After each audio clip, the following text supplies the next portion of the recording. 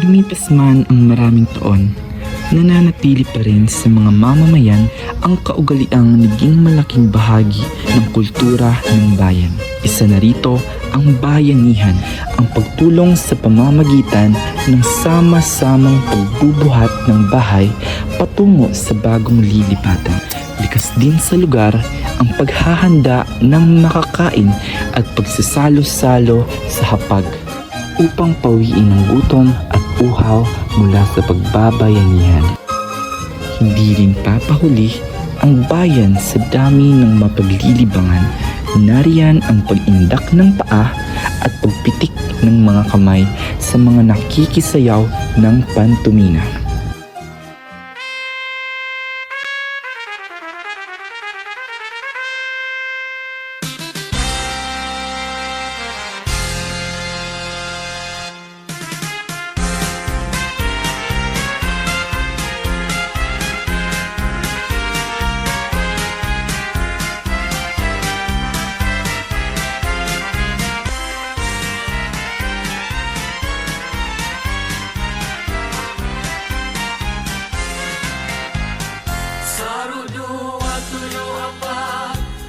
Sayaw ang sarukay ang sakong namumutan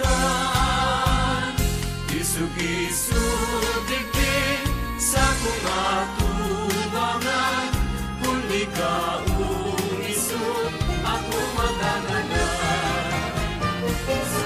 Tuwing may pista, kalalakihan naman sa kabilang banda ay abala sa pagsasabong sa mga alagang manok na sa kanila ay nagdudulot ng saya. Dagdagan pa ng pagligo ng mga batang nagkakatuwaang sa malinaw na sapa.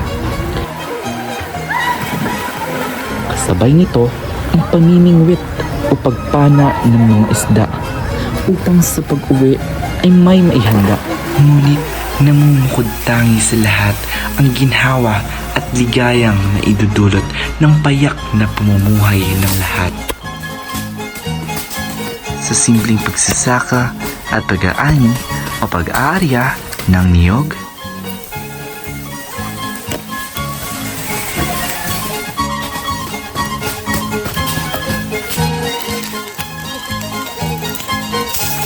natutustusan ang pang-araw-araw na pangangailangan.